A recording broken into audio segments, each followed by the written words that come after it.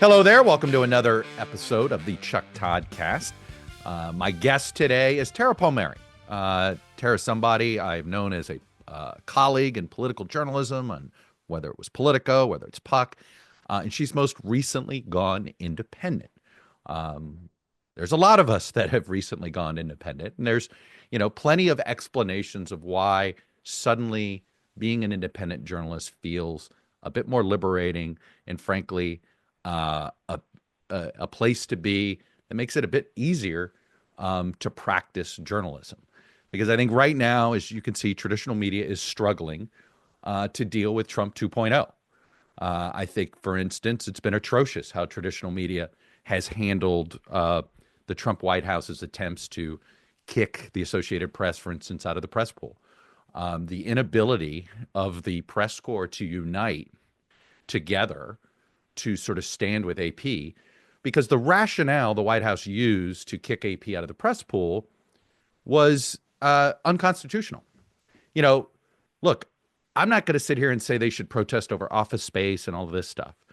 But when the rationale for kicking AP out of the press pool is the way they describe the body of water that borders the states of Florida, Alabama, Mississippi, Louisiana, and Texas, the Gulf of Mexico, as the world calls it, and what America called it up until about 60 odd days ago, and Gulf of America, which President Trump renamed via executive order. The Associated Press made it clear they were sort of going to use both names at times, but mostly refer to it as the Gulf of Mexico, considering that they're an international news organization, et cetera. The fact that the White House used that decision as the rationale to kick them out, that's just simply unconstitutional. Just like you can't fire somebody simply because of how they look, right? There are protections in the law for that. Well, the Constitution's the ultimate protector on this one. So it was unconstitutional. A pretty simple thing to stand for, principally. And yet there's not a single leader of a single traditional media company that is willing to stick their head out on behalf of the Associated Press. If anything, you saw certain competitive news organizations come out with their own decision on what they were going to call it. And in some way, it was almost sort of not dissimilar to what happened with the Paul Weiss law firm, right? When in the memo that the managing partner put out, when he said, sort of explained why they capitulated to the demands of the White House when it came to providing pro bono work in exchange for them not being targeted or not being denied security clearances and things like that. What the managing partner said is, they tried to rally other law firms, and instead they found that other law firms were trying to poach their clients, where everybody was out for themselves. Everybody was looking for a short-term advantage, even if it was going to wound or hurt a long-term principle. In this case, the principle being the First Amendment. Look, whenever you've got somebody trying to push back, if you don't draw a line in the sand, they're going to keep coming back for more. All you have to do is read the children's book, If You Give a Mouse a Cookie, and you will know how this will keep going. And in fact, it has. First, it was the Associated Press. Then it was Office Space. Now it's sort of deciding, where different news organizations sit. And when a government is trying to pick its press corps, it's as if you were allowing, a college football team to pick its referees. Imagine if the home team gets to decide, we're going to decide who the referees are. We're not going to have a fair make this fair with the team on the other side. It is certainly, frankly, un-American, right? It's certainly unconstitutional, but I think things that are unconstitutional, that is synonymous with the phrase un-American. And I will tell you, I think traditional media made a gigantic business mistake by the decision not to stand by the Associated Press and, if anything, capitulate to the White House, because what it does is traditional media has already lost one part of the country, either fairly or unfairly, on ideological charges. The folks that are still trusting and reading traditional media now have to ask themselves, how are they rounding the edges? Are they holding back reporting? Are they pulling their punches simply to maintain access? Are they pulling their punches simply to maintain their ability to work within the confines of the U.S. government? And that's an uncomfortable place to be. I know if I were at one of these organizations, I would probably be a louder voice of complaint. And look, I was among the journalists back 10 years ago when the Obama White House attempted to block Fox from access to a pooled interview. We said we weren't going to participate unless Fox was also included. Why did we make that decision then, as leaders of the White House press corps back then? Simply because we knew someday the shoe could be on the other foot, and that you might have an administration that decided to leave us out and only allow Fox special access. And it's been disappointing that Fox has not stood up more aggressively on behalf of their colleagues at the Associated Press or others, given the history of and given the fact that traditional media companies stood by them when there was a time that they were going to get ostracized by a White House that didn't trust their reporting. But it seemed like a basic principle. It was an easy decision for me and others to sort of sit by there. And to the Obama White House's credit, they certainly didn't want to pick a fight with all of us, so they capitulated. And I think the fact that you have leaders, the current leaders of traditional media, not willing to do this for a variety of reasons. Some of them are because they're owned by corporations that have other business before this government. The most obvious place to look these days is the Paramount merger and CBS, and that decision it looks like by CBS to find a way to settle this ridiculous 60 Minutes lawsuit that Donald Trump filed, rather than stand on principles and fight the ridiculous lawsuit. ABC did a similar thing with George Stephanopoulos, again, sort of in some ways undermining its reporters by settling and leaving the impression that somehow they were in the wrong, and that they certainly didn't have a First Amendment right, in this case, to be in the wrong. They did, and it certainly wasn't defamation by any stretch of the imagination. But the point is all of these decisions by traditional media in not pushing back at the Trump White House has not made them stop. If anything, they're getting more aggressive and more aggressive. And so when they ask themselves, why are they losing audience? Why are they losing trust? I would argue they've already lost trust with one half of the country. Now they're going to lose trust with the other half because they're capitulating and they're going to be raising questions. Can you trust everything they say? So now you understand the appeal of, frankly, declaring your independence, right? We've seen politicians do it because they don't want to be defined by the unpopularity of the Democratic Party brand or the Republican Party brand. Well, I think many of us journalists don't like to be defined by the unpopularity of bad decision-making by bosses of said media companies, rather than being judged by the journalism itself. And I do think that we're in a period where we're in the middle of recreating a new mainstream media. One of the things that I said is a Trump victory was probably going to be the end of this era of mainstream media. And some of it has to do with technology. You know, when Life magazine stopped being relevant, I don't remember a lot of articles going, oh boy, there goes the end of mainstream media because Life magazine isn't relevant. Life magazine stopped being relevant because moving pictures is a lot more interesting and easier to showcase than still photos. Still photos are great, but moving pictures tell a richer story. And of course, we all want to see the pictures move more than we want to see the pictures not move. So there is part of this is technological. But that doesn't mean we're not in the middle of something here. And I think that we see this sort of fragmentation of media. It's actually something similar that we've seen at the beginning of different technological advancements, right? When magazines first started, the ability to reproduce a photograph, magazines popped up all over the place. And after a couple of decades, you started to see the consolidation of magazines. When radio stations and radio signals were first started to, you had radio stations pop up all over the place. And then over a couple of decades, you had consolidation. Television sort of morphed from radio, and that consolidation continued until we had fragmentation, right? Thanks to satellites and the like. And that gave us more, and we had some fragmentation, and then we got some consolidation. And then here we now in the era of streaming, digital video, we have fragmentation again. And at some point, I think we will have consolidation, right? Whether it's Substack or YouTube, these are two of the sort of best examples of it's almost as if there was a shattering of mainstream media, and pieces of it are showing up everywhere. newsletters and Substack, video podcasts, hello, like this one on YouTube and in other places, which inevitably will probably lead to some sort of curation, consolidation of some point. The question is, what does that consolidation look like? When does it begin, et cetera? But this is only part of the story. And when I left Meet the Press, one of the first things I wanted to focus on was dealing with this trust in media issue. And to see, is this something that could be fixed from the top down?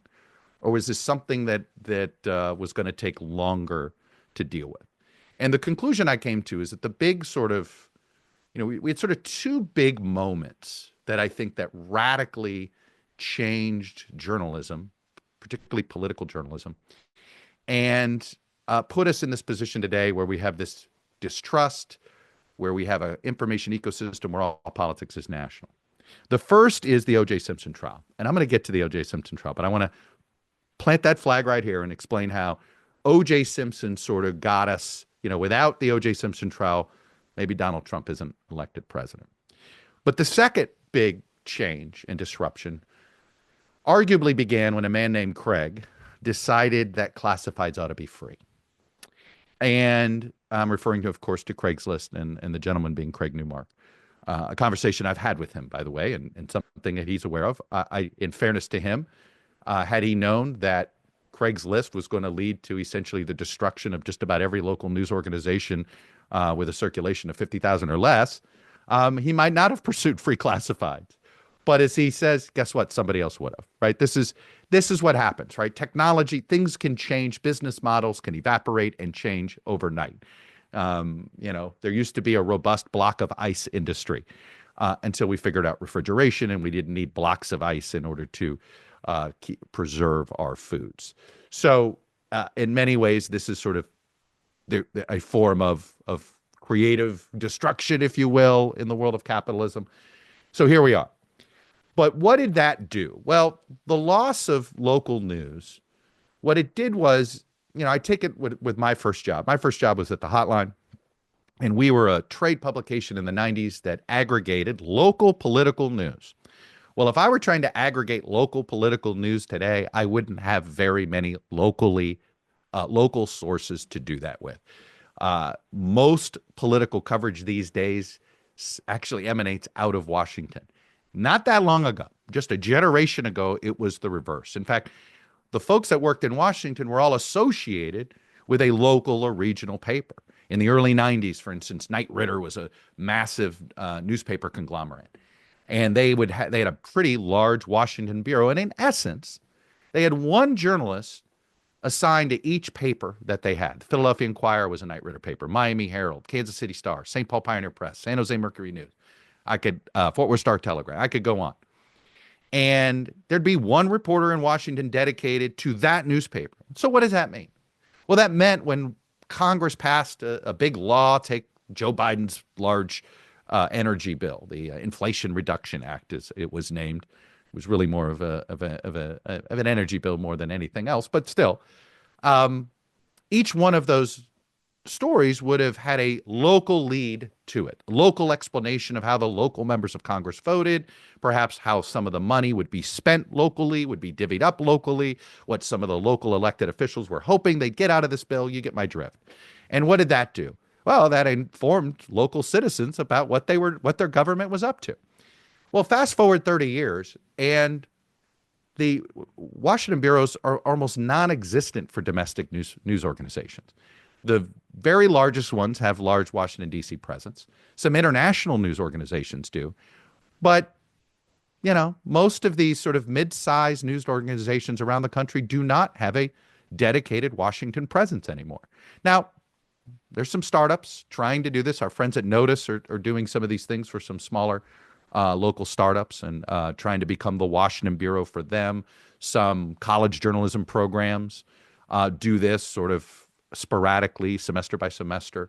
So there's definitely some attempts to fill in the gaps. But when you look at the sort of the knowledge gap about Washington, I would argue this is probably the biggest one. And so this is why, if part one of my attempt at starting a media company and going independent, my journalism going independent, Well, look, part one is that, right? My public persona, using whatever capital I have to try to bring some attention, whether it's important political analysis or frankly, what we're doing here in the media space. But part two of my enterprise here is to try to find a way to supercharge the expansion of local news. I think we need 1,000 new community-based information sources. And I use the word information, not news. I think the word news has become polarizing, right? I have a vision here that if we can sort of rebuild trust on a local level, starting with news organizations locally whose North Star is to help you live your life. That's what, and that's always been the partnership between local and national. I've come to the conclusion that national media has never really had trust, that it was local, if you will, local journalists that gave the national media trust. You know, my longtime colleague Tom Brokaw said when he first got assigned by NBC to cover the civil rights movement from Atlanta, NBC wasn't trusted by locals. In fact, it was distrusted by locals anytime the national media came into the South to cover some of these confrontations over civil rights. But the local media, when their coverage matched what national coverage was doing, it was sort of almost like a character witness, if you will. Local media was our character reference. And if local media reported something the nationals were saying, there would be a bit more trust and a bit more credibility given to that report. Well, we've lost our local character references. They're gone. And in many ways, if you're wondering why it feels like all politics is national, it's because we don't start from a local prism anymore. Look, when I go to a restaurant in my neighborhood, I want locally sourced ingredients. That makes me feel good. Oh, locally sourced ingredients. That's great. Well, guess what? I want my political news locally sourced. And I think that if we can create an information ecosystem that has more journalists on the ground, fewer political journalists in Washington and more political journalists everywhere else in the country, you're going to get a locally sourced version of this stuff. And then people will understand and feel like they have an idea of what the federal government is doing for them. Right now, they don't have a clue, and I don't blame them because they only hear about it nationally. It's very reported in very general terms. National coverage of these big government decisions is usually done from the widest possible prism you have. So sometimes people think, well, that doesn't apply to me. I don't know what that means for me. Well, they don't know what it means for them because there's none of their friends and neighbors are charged with reporting on what it means for them. And so one of the hopes I have is that we can, that I can put together a group of people where we can help there's a lot of great local startups around the country, local news entrepreneurs that are out there, but they need some help. And I think we could put together some national organizations to do this. Look, I want to find a revenue stream that's similar to classifieds in order to fund this. I think nonprofit can help get stuff started, but it's not a sustainable way to keep local news thriving. We have to find a revenue stream.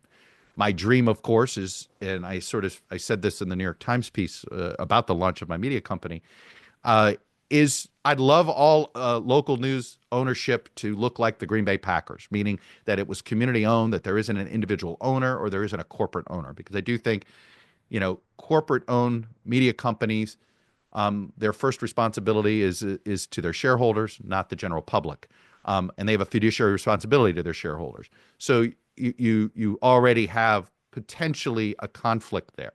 I think if you have sort of the way the Green Bay Packers are community owned, right? If we had a community owned Washington Post or a community owned Miami Herald or a community owned, still you got to make a profit. There'd be a local board of directors helping to oversee the business, but what's in the best interest of the community? And so the only other way to fix this information ecosystem is to flush it with better information.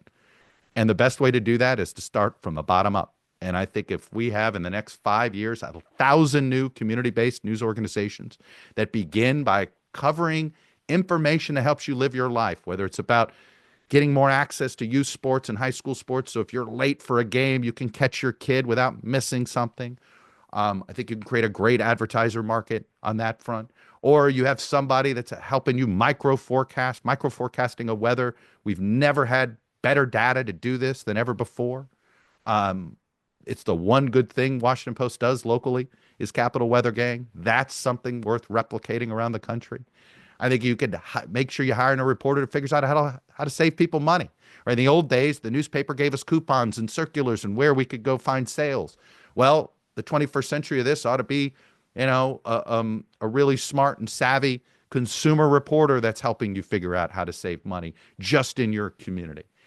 And then from there, you start to build trust. You start to knit a community together, and you're doing it without some sort of political motivation, right? And when you put that together, then suddenly you're going to get journalists that are covering Washington through the prism of what's important to the community, not through the prism of what's important for one party to win or the other party to win. So, look, this is just a short little rant here about the state of media and about why you're seeing so many of us come into the independent space. I think it's pretty clear traditional media and the ownership structure is broken. I'm not sure it's fixable in the moment because many of these traditional media companies are publicly traded companies, and I think they're unfortunately maybe 5% of the bottom line of some of these places, so it's almost not worth the investment for many of them to fix it. So if you care about the democracy, I think you sort of have to take matters in your own hands, and we've got to sort of go back, be entrepreneurs, and fix this information ecosystem from the bottom up. I think that can be done. In the meantime, we've got a lot of really smart journalists who've decided they don't want to be defined by, frankly, the bad brands of some of these traditional media companies, that they want to let their work stand on their own. So after the break, my conversation with Tara Palmeri, who is one of those journalists who's declared her independence.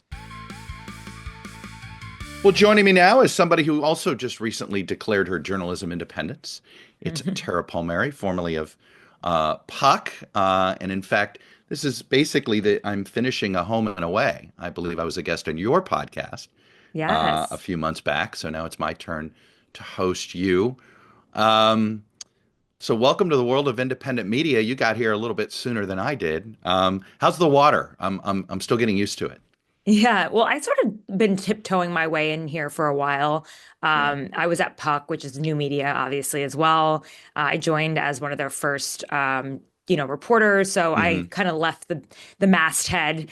I left Politico, and I'd worked at ABC News as a White House correspondent. And I was really like trading on my name in a way, my journalism and my reputation, Hmm. which is something that you've obviously built over decades, Chuck. So you shouldn't have a problem with that at all. And it just felt like the next natural step. I already had a podcast and a newsletter, Yeah. and now I'm doing it for myself. I have a podcast still with Spotify, and I have a newsletter, The Red Right. Letter, on Substack. I hope you all subscribe, and I'm on YouTube. And that was kind of exciting for me to do a partnership deal with YouTube. And like to me, I realized that YouTube had become so influential, especially in this past election. Hmm. I go home and I see my dad, who's a boomer, watching YouTube shows on his All right. TV, one Wow. show after another. Wow. And So a boomer yeah, on YouTube. I haven't gotten all my boomer actually mom on it's YouTube an yet. older crowd. You'd be Yeah. surprised. The demo's a bit older. So I was making Instagram videos. Hmm. My cousin, who's at like my age in my 30s, was telling me, why aren't you on TikTok? Why aren't you on Instagram? That's how I get my news.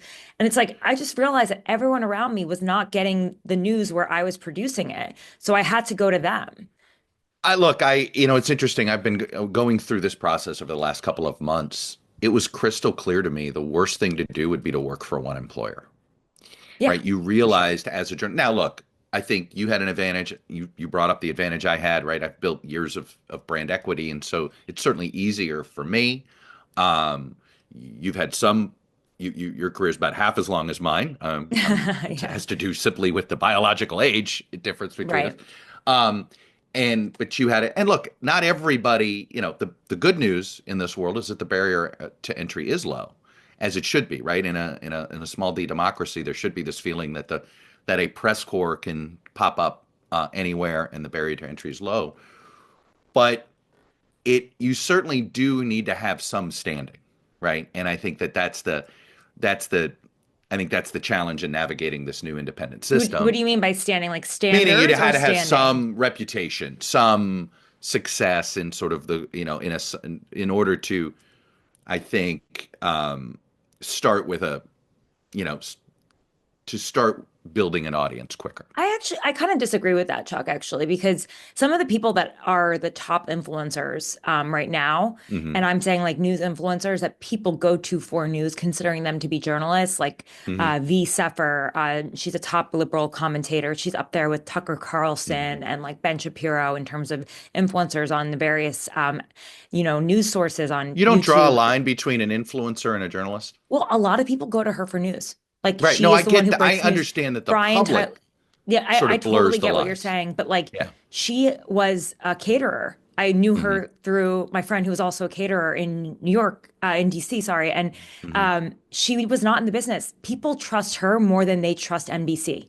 Like, you know Oh, what I mean? that I believe. And, and Yeah. and honestly, like if you go and watch her do reporting, like she knows how to investigate. She has an opinion, that she has a perspective, but some Right. people would argue that a lot of people on the networks also have opinions and Right. perspectives. And she's incredibly influential.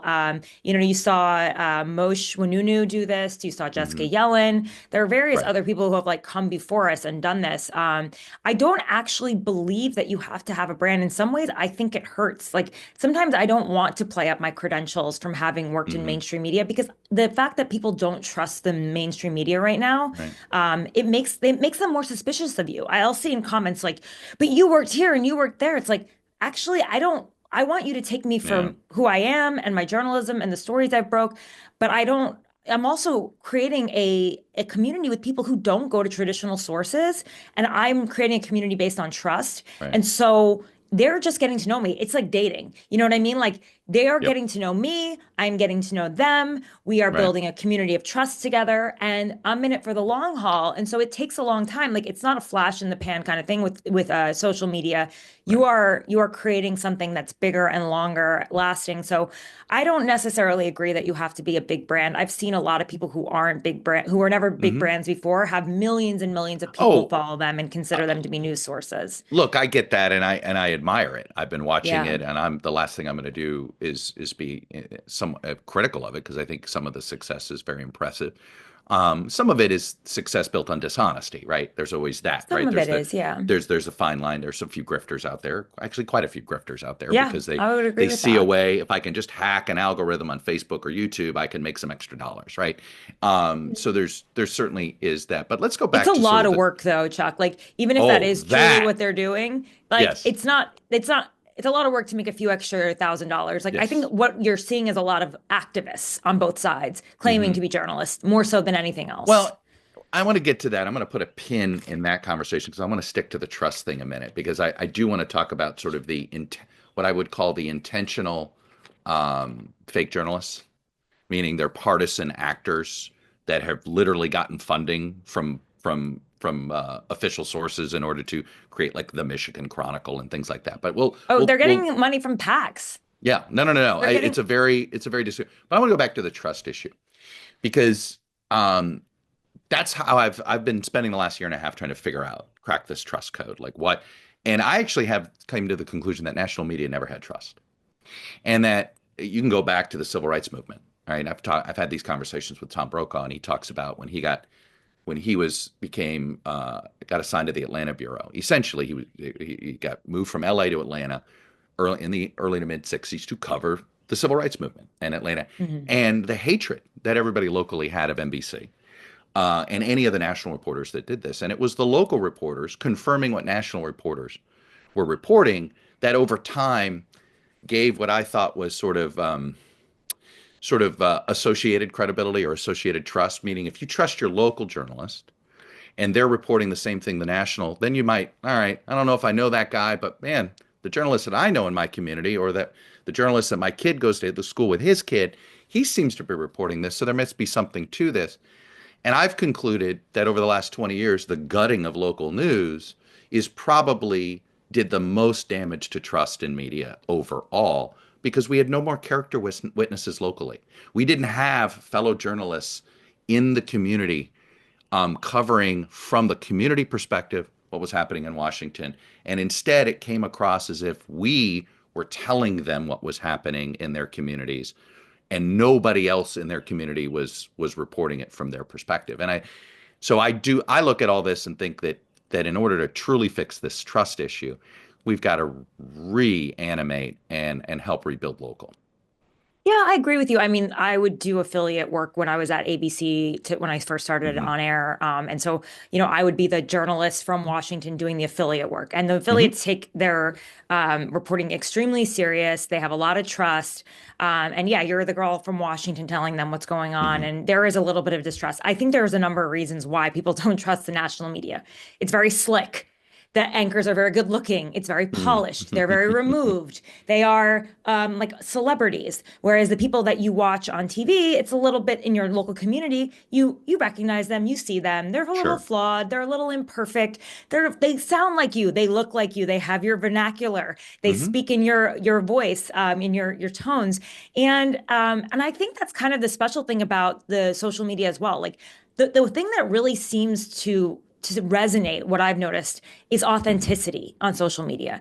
People don't want perfect. They don't Right. want slick. They don't want highly produced. They'd rather see you just warts and all. And that Right. is where they build the trust because they feel like they know who you are. They want to know a little bit about who you are as a Hmm. person. One of the most popular podcasts I did was when I interviewed my own mother about why Hmm. she was independent, why she wasn't sure who to vote for, why she couldn't decide between voting Hmm. for Trump or Kamala Harris, and she's in North Carolina, swing voter. That was one Right. of my most popular podcasts. And it's like, mostly I think because people got to know me and my mother and and Mm. our rapport and how we feel about my brother and my father and Yeah. like our lives. And even when I'm listening to my favorite podcast hosts, I'm actually sometimes a little bit more interested about them and their lives and the topics they're Yeah. talking about. And so I think like we have as journalists, we're big J journalists and we stand there behind a mic and we sit at an anchor desk and all of these things. But what we're really doing is creating a barrier between us and the community. Yeah. And like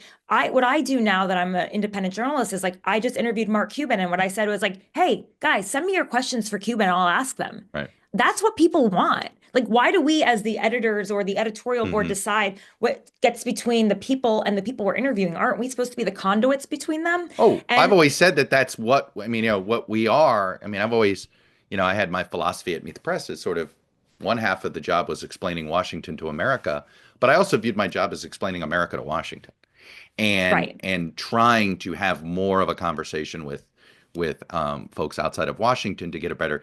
You ask why do we want to know the personal lives? Because when I hear somebody's background, it helps me understand how they come to the conclusions that they come to. I've always said I view myself as a political anthropologist more than anything else. Yeah, Um, that's a good in word that for it. in that I'm always curious of different cultures and civilizations in this country and sort of, Mhm. why they vote the way they do. And there is regionalism, and sometimes it has to do with religion, and sometimes it just has to do with how the economy is made up in a certain area. Sometimes it just has to do with the historical migration patterns of a state or a district or something like that. And so there's no doubt that, um, I've always said I was lucky to grow up in Miami, and I didn't know that at the time because I grew up in Miami in the 70s and 80s. I always say I was born in Miami, and I ended up graduating high school in Miami. And the point of that being is I was born in a small southern city. I graduated Mm. high school in this dynamic place that was, frankly, had a huge, today's problems in Miami are tomorrow's problems in America. And Mm. that's always been the case. We went through this racial reckoning between Cubans, blacks, and whites in the 80s. Okay. Wow. The rest of Yeah. the country in some ways is having this now, right? We experienced the first massive wave of migration and immigration back in the 70s and 80s. And we had an English only law in Miami that passed in 1980. It passed the county in Dade County. It's one of these things that people are like, really? Well, You know, no one's actually been right. adhering to it because when I'm in Miami, No, no but one's it speaking also went English. away pretty quickly. The point, and so I, and it turns out, and I ended up growing up in a bipartisan community, and I'm thankful for that because it's made me better today. Like I feel like I understand what's happening in the rest of America today, based simply on that upbringing Mm. where so I was sort of born into polarization.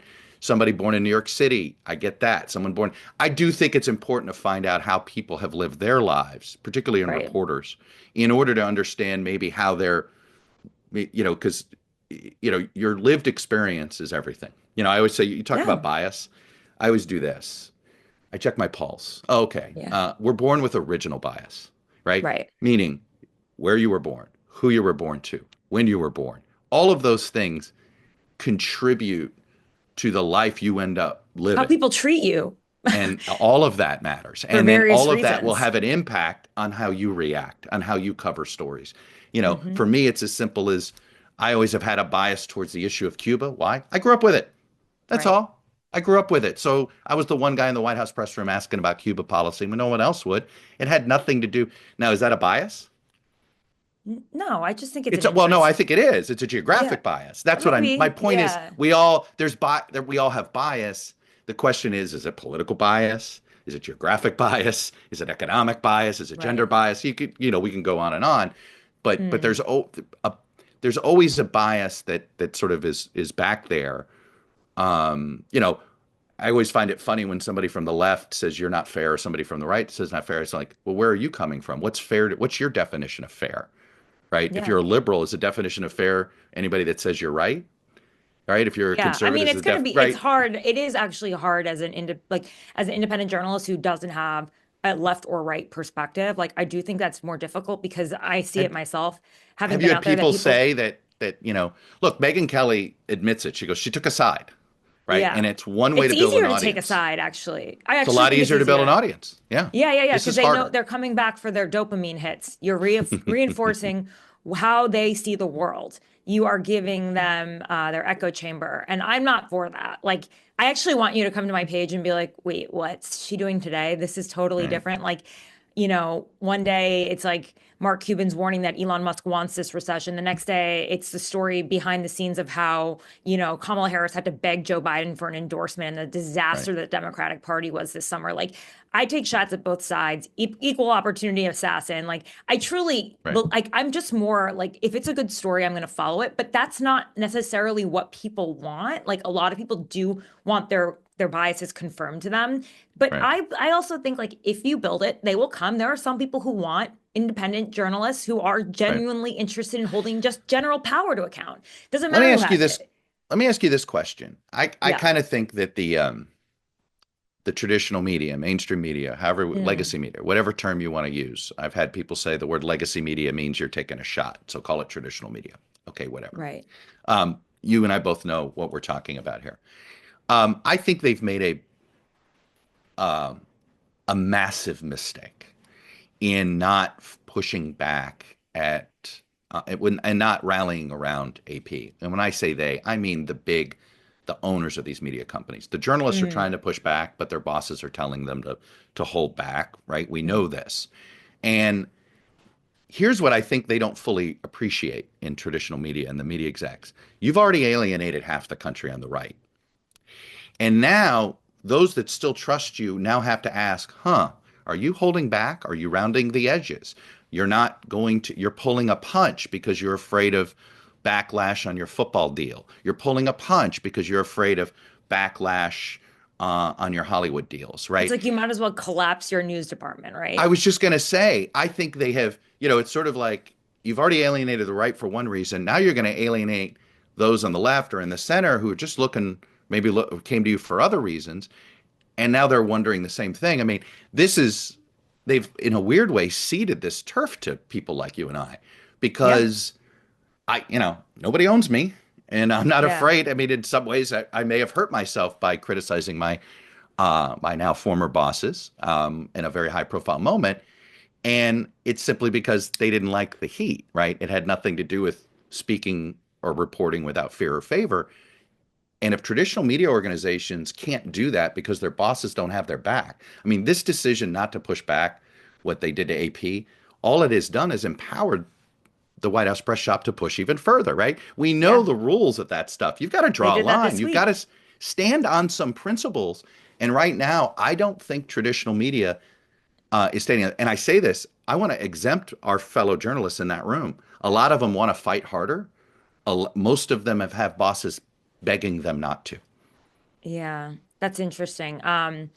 I just think also the White House Correspondents Association had a really rough week this week, with the idea that Yeah. they're changing the room, which, I can see updates from time to time. I also, like, why wasn't Breitbart in the room, but Huffington Post was? Like, you would argue Of they had course. about this. they had the same following, and they just got in. So I understand that, but who knows how this change is what this change is gonna be like. The people who are really gonna be impacted are the TV journalists because they need that on-air jousting. But like the print Hmm. reporters, they don't even really need to technically be in that Look, room. I think They the White probably House don't even press, want to be, I you know. honestly, there's not, other than finding out how the White House wants to spin stories, the White House press briefing is not a news source. It Yeah, is it's simply, not. It's right, it is simply a performative. temperature check, right? Yeah. That's all it is. It's just a It's holding thermostat. them to account, though. It's holding them to account before the public. You're right. It's a temperature check. But it doesn't ever give news anymore. It's more of like, oh, that's interesting that they're going down that road, or it's interesting who they are not Mm, backing, or it's all about having to read between the lines of what's not said or stuff like that. yeah. And it's pretty clear that, and we've seen this evolution. You go back to Mike McCurry in the 90s and even early Ari Fleischer post 9/11, both of them tried to use the podium to deliver information a little bit more than to deliver spin, right? And the further we got away, arguably, from a national security crisis or anything like that, the more it just became, frankly, a TV show for the press secretary.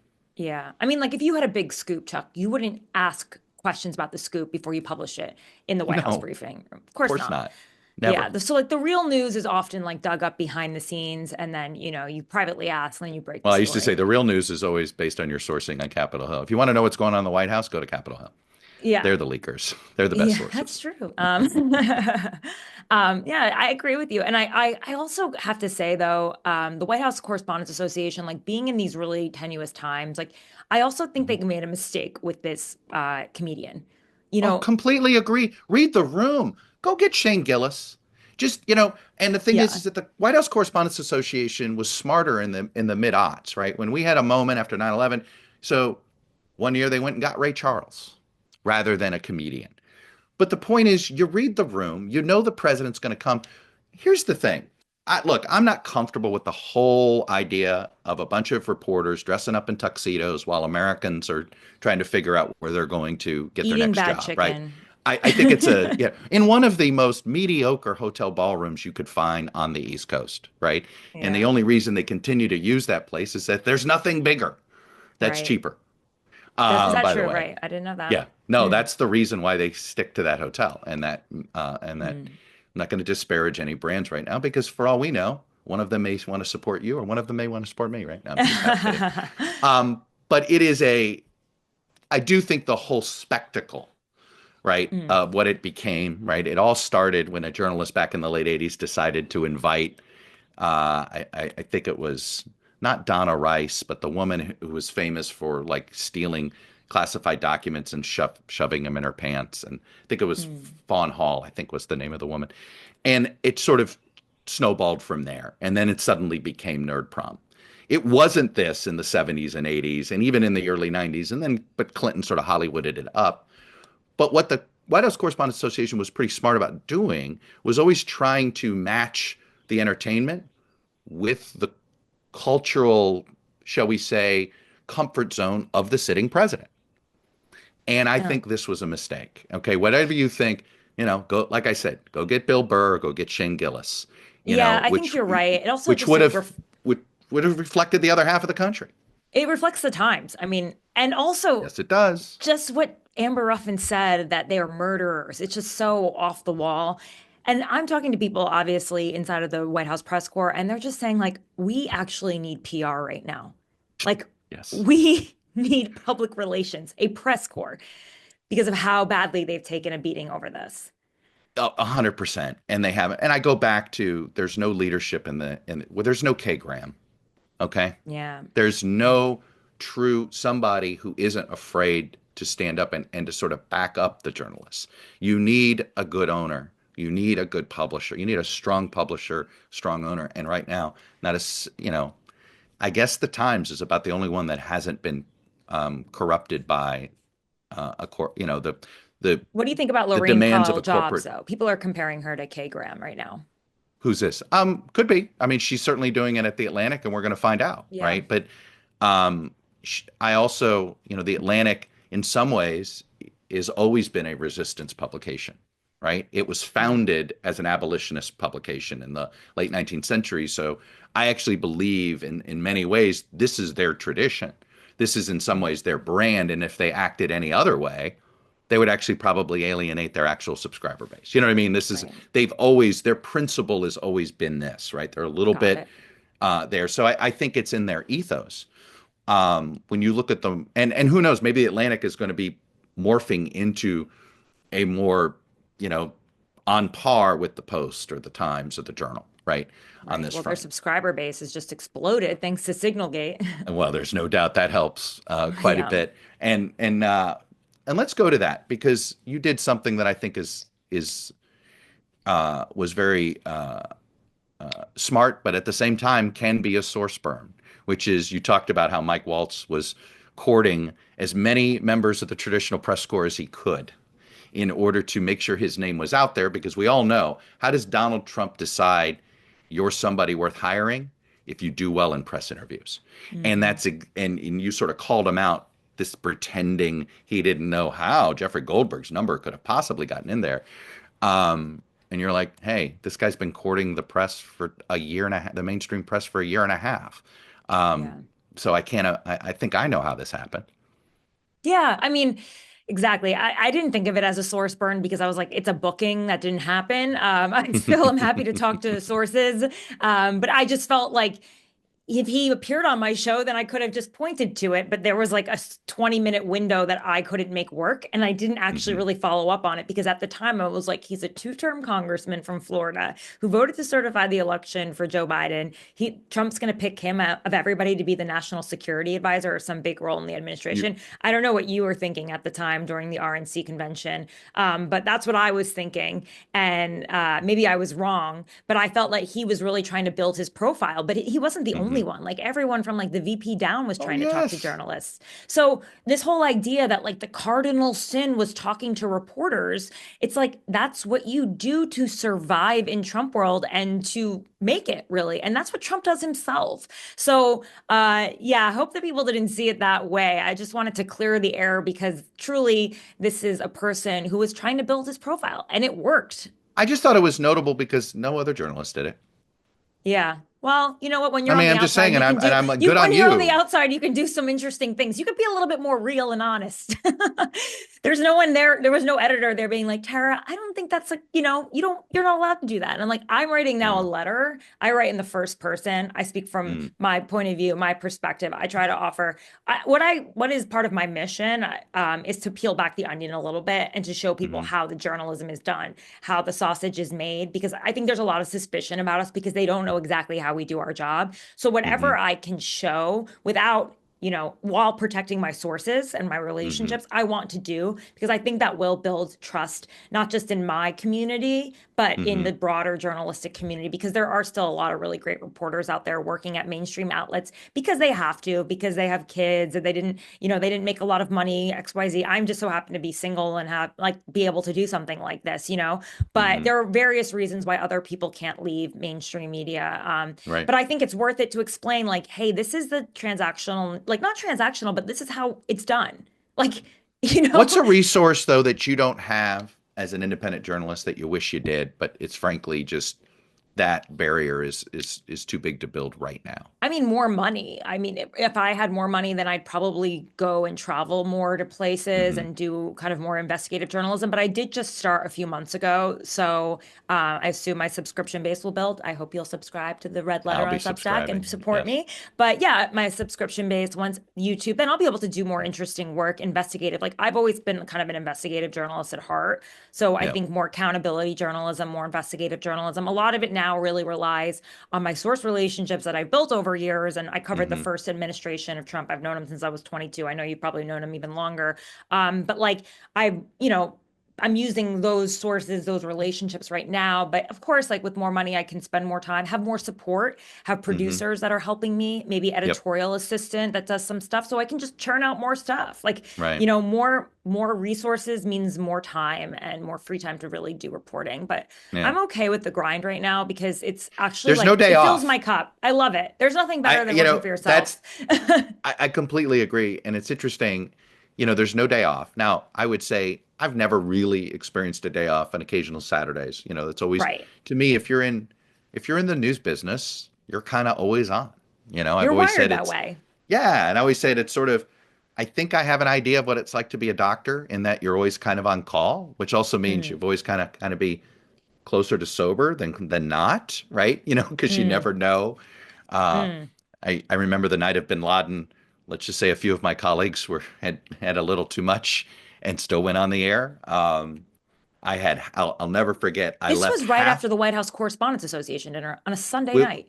it was well, so it was the day after that, right? Like Yeah, they were so drinking on that. Oh, you had a because it was the full boozy brunches. yes, there you Yes. go. Okay, that makes It sense was the now. boozy brunches. Now I remember I'm not a big drinker, but I had half a beer and I remember Uh-huh. setting it down on my staircase, right?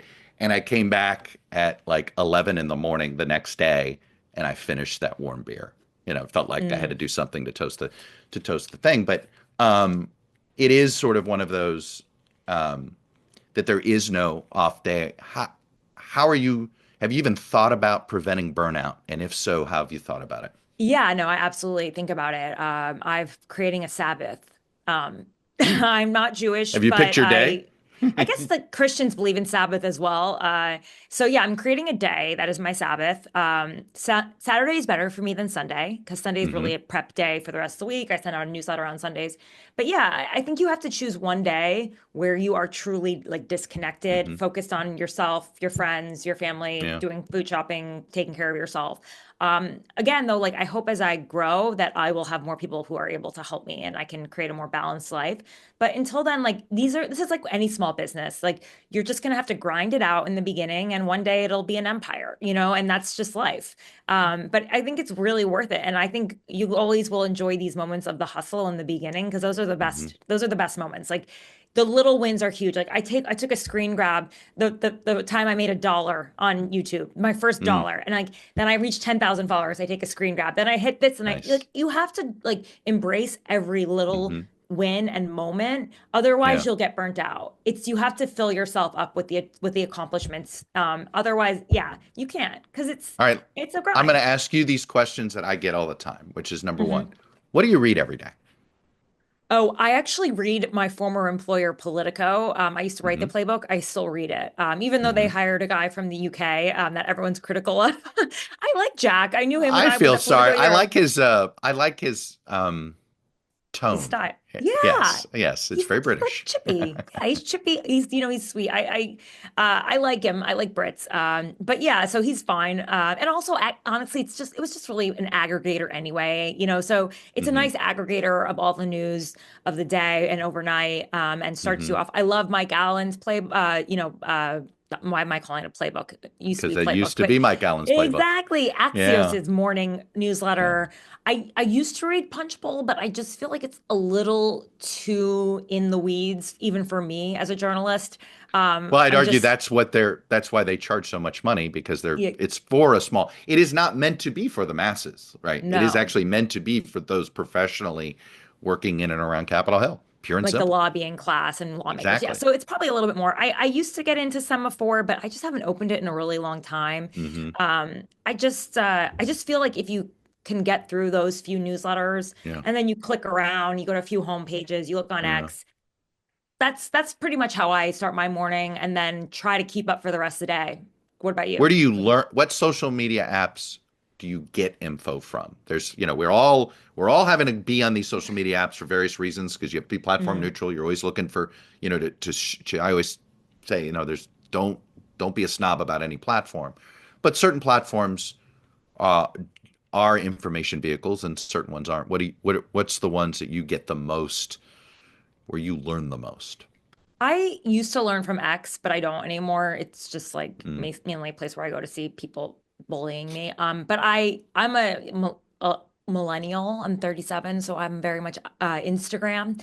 And so I go there and I get a plethora of news. They figured out my brain. It's like Mm. self-help meets like my friends on vacation and their babies meets I get Moshe when new news stuff. I get Jessica Yellen. I get some of my Hmm. colleagues that work in news on there.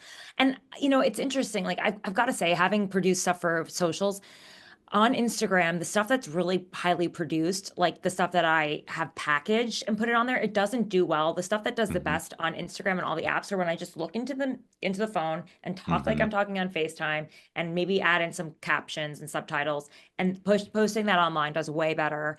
And I kind of get it. There's something about like the authenticity of it and seeing it, and Moshe is a good aggregator. Like I'm looking for aggregators. The breaking stuff, Hmm. you're going to get an alert on your phone. Yeah, And that stuff's a commodity. I mean, I always said my job um, was never to report the news first. It was to explain the news first. Like yeah, I was always thought I was in the business of the breaking why, I used to call it. yeah, Explaining why is this happening now? Why is it happening? Well, explain it. What is it all, whole, what does it all mean? The news itself is just that. Oh, what happened? exactly. A lot of people do the Exactly. what. Yeah. Not enough people do the why. Yeah, I do more of the what, or trying to find out what, or Hmm. trying to do new angles. I guess I could be more of an explainer, but I kind of like, I've always been like a bit of a scoop artist. I come from a tabloid background. I worked at the New York Post. I like to break news. I like to think of different angles. And I let people like you who have, a depth of historical knowledge and context do a lot of the explaining. And not that I don't think I can't. I have been reporting for long enough to do it, I was and I just gonna should, say, but I think you've earned your stripes. yeah, Whatever and I you should think, probably lean it. You know what, truthfully, I yeah. probably should lean into it more than I do. But I get so much like, I get so excited by like breaking a story. It Hmm. is kind of like it's an adrenaline rush. I like 100%. calling sources. I like reporting. I love just like feeling like I've got some information that no one else has, and it really drives me. And whether it is a commodity or not, I mean, I'm sure I'll figure that out in my business plan, but it's a part of my DNA. So I think Hmm. whatever makes you you is you should stick with that. And so until that's no longer a part of me or has been scrubbed out of me, I'm probably going to keep doing it. I mean, my dream So, is to spend like all day long just calling people and having other people package it. well, I always said it's like what makes, what makes a good journalist? Are you Yeah, constantly curious, exactly. right? Exactly. And you strike me Yes. as somebody who's constantly curious, and you assume you don't have, no matter what the story is, nah, there's something more. There's got to be Yeah. something more. There's got I to be think there's something still more. more to SignalGate. What do you think? Do you think there's more, Chuck? I do. I think there's so many Occam's razors to this. You know, if you told me that Jake Sullivan's contact list ended up in Mike Waltz's phones, it wouldn't shock me. Like, if you do you see where I'm going here? Like Yeah, the yeah, yeah. accidental, the transfer over. Like, to me, that there's all sorts of scenarios that might be a lot more embarrassing, that in some ways are worse because it's Yeah. sort of an embarrassment. The fact is, and what does not gotten a lot of attention is they never went through the first round of transition sort of security briefings, right? There really Hmm. is, was an entire sort of congressionally mandated financial, with that is funded to a presidential transition in order to make sure people are using secure communications, to Mm. understand which apps are hackable and which aren't, and why, even though Signal is pretty good at protecting, if you're on a phone that isn't protected, then it doesn't matter how good Hmm. Signal is as encrypting things. So I do think this is a story of of the transition arrogance that they Yeah. all had, in that they didn't, for obviously Trump's absolutely he it's clear to me that he thinks his entire first term was undermined by this cabal of people all over the place. Maybe it was inside his own cabinet at times. Maybe it was inside his own West Wing at times, inside his own Justice Department, right? So he was so determined to prevent that they sort of went the other way, right? And didn't Yeah. get any sort of security briefings, didn't get any of these things that they should have had. So, I think that's something I'd be pursuing a lot more of as well. Yeah, there's a lot of ego, a lot of testosterone, like Hegseth kind of like flexing his powers from infantry Hmm. guy to now being able to like target countries like this World of Warcraft stuff. I mean, it's just Hmm. like there's just so much so many personality issues that I see in the organization as well. And just the fact that like Trump is not willing to fire anyone. I mean, But he Mike Waltz never has already has. outlived I mean, the Flynn. greatest myth of all was the idea that the guy in The Apprentice is Yeah. was really Donald Trump. he's afraid, one of the interesting things is how he actually would rather have two sets of White House staff than to have to fire anybody. My favorite anecdote on this goes back to 2011 when there were when literally Donald Trump had Roger Stone doing preliminary work for running for president, and then he also had Michael Cohen doing preliminary work for running for president. Michael Cohen didn't know what Roger Stone was doing. Roger Stone didn't know what Michael Cohen was doing. I think it was Sam Nunberg, who was working with Michael Cohen at the time, who I think ended up stumbling upon, and then and literally Trump was going in one direction with one of his team. And this is the Trump way, right? He likes to pit people Team of against each rivals, other. yeah. He likes to have all sorts he never wants to be boxed in. He always wants an exit strategy, whatever it is. And so he's, so in that sense, personality is personnel, Right. and is sort of covering this White House these days. Right. Okay, can I ask you a question, Chuck? Can't help Yes. myself. How are you feeling about being independent right now? So, I would say about 3 weeks ago, it started to feel good. I was very nervous. I didn't know how Okay. much of my identity was wrapped up in NBC To versus do a my, mushroom trip. I used Hello. to say my first name was Meat, right? And I did Yeah. feel as if I had to speak for that institution first, and that I was Yeah. representative of that institution, and I would be Mm, careful in what I say and careful in how I worded things. Um, so you just don't know. This was the interest level in what I'm doing was really high, and it sort of was reassuring. And then you sort of see the abdication of yeah. what our colleagues are doing, and it's like, look, if I'm going to be the middle-aged man, yet another middle-aged man screaming into the void, fine, I will be. I at least think I have the credentials to scream accurate things into the void, Yeah. and hopefully contribute something. I mean, I've always enjoyed politics because Mm, ultimately I'm sort of old-fashioned, right? We created politics to settle disputes without violence. Politics is not meant to be satisfactory to every side. Politics is meant to be a compromise. The whole point of it is mm, compromise.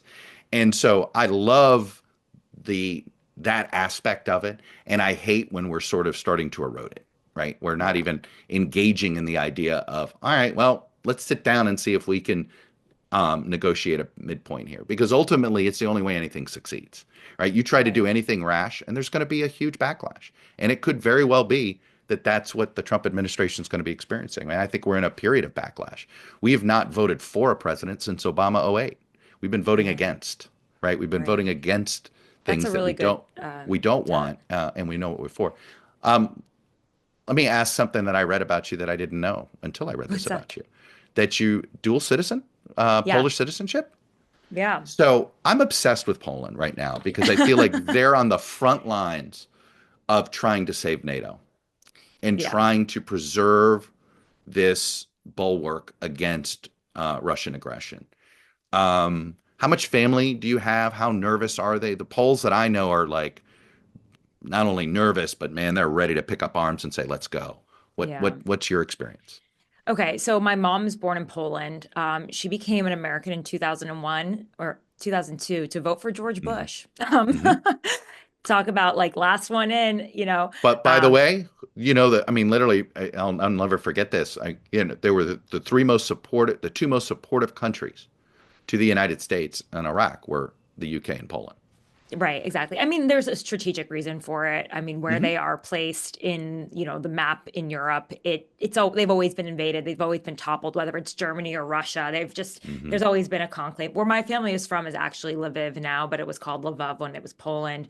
They Mm. moved obviously west towards Poland when my mom was born.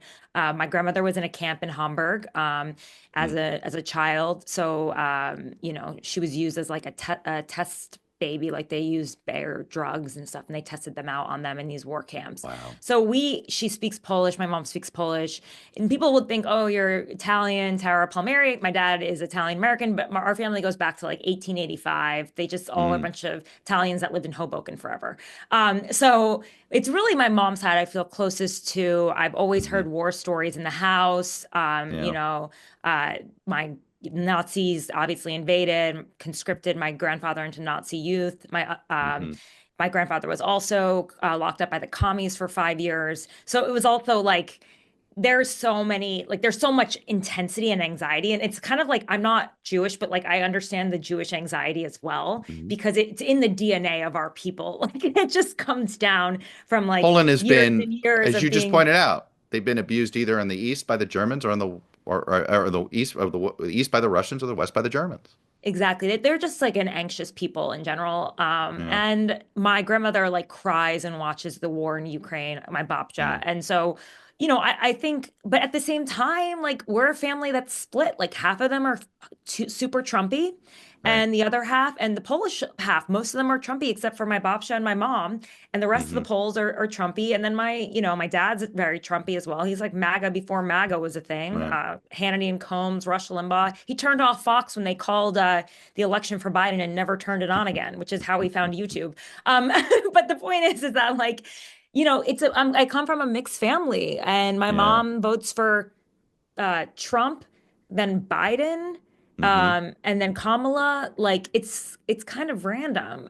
So they vote with their pocketbooks. I'm the first person in my family to graduate from college. I'm first generation American. So like there's a lot of different like plays in there, but I think for them, like just being Polish, they're very much aware of that border and what Yeah. that means.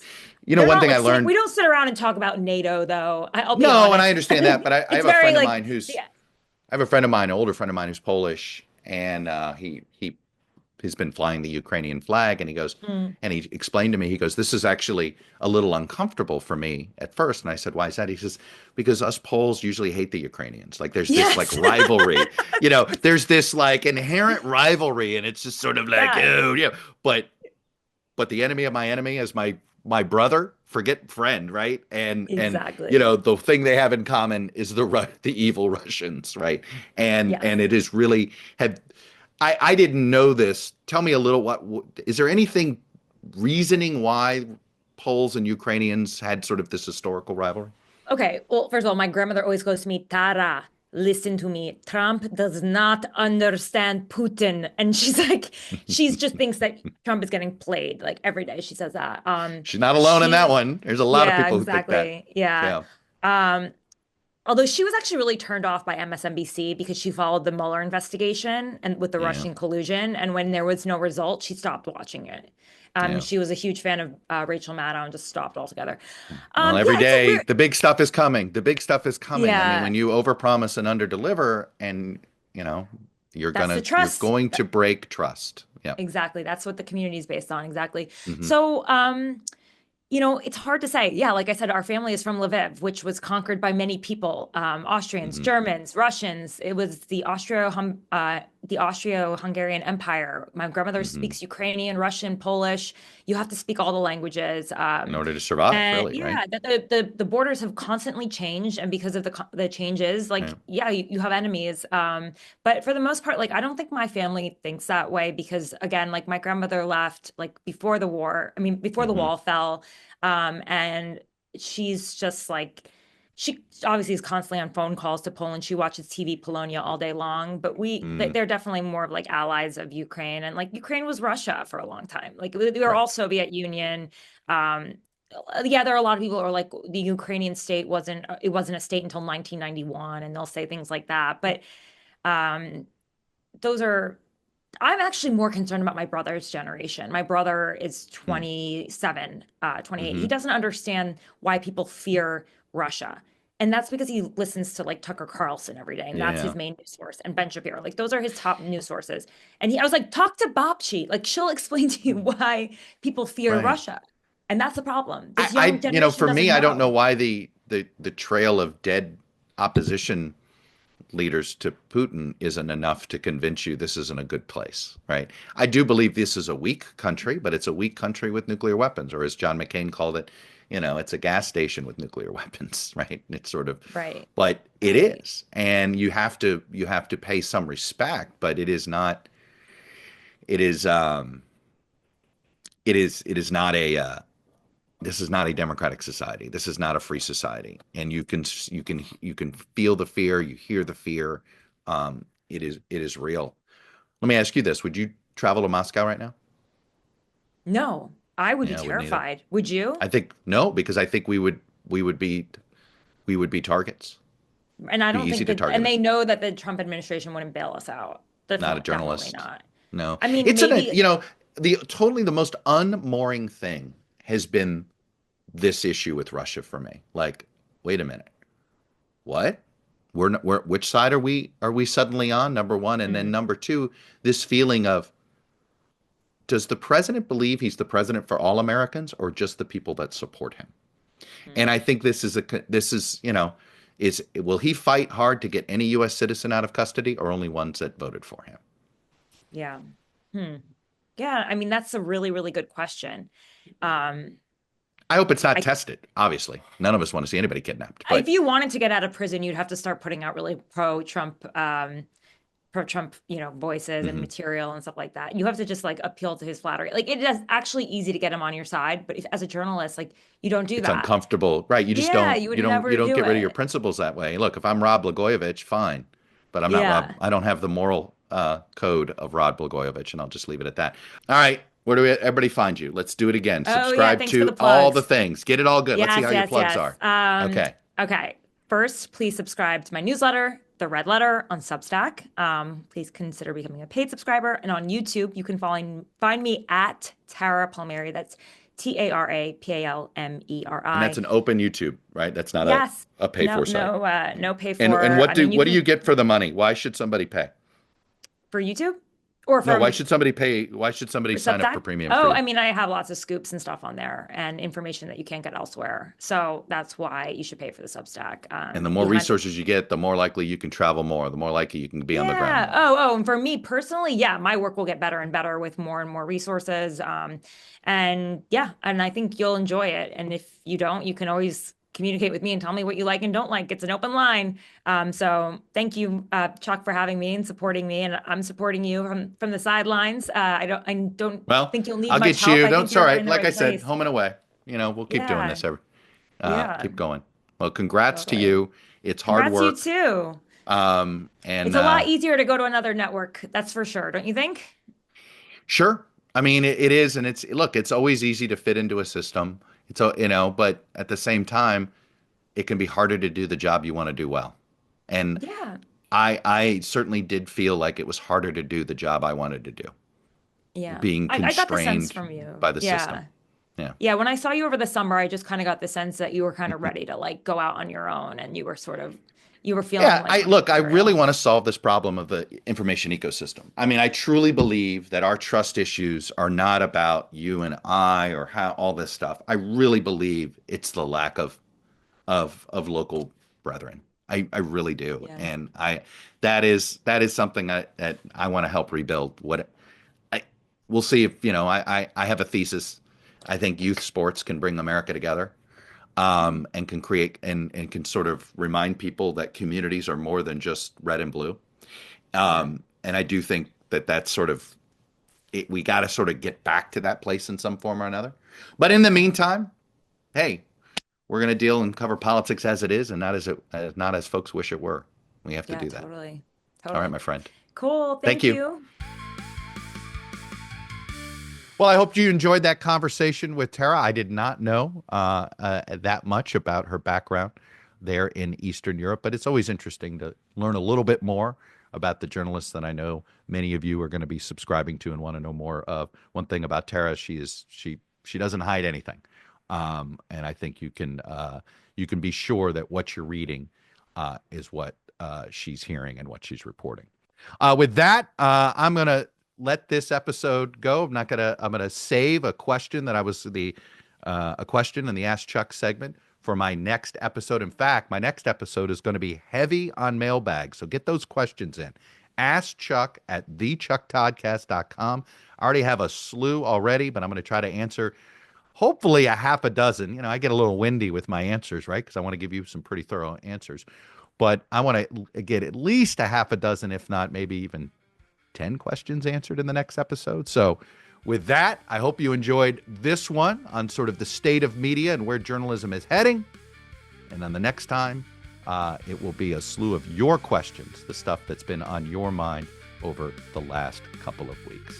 With that, thanks for listening. Don't forget to subscribe and like and all those things that help keep this podcast up and running. And I'll see you next time until we upload again.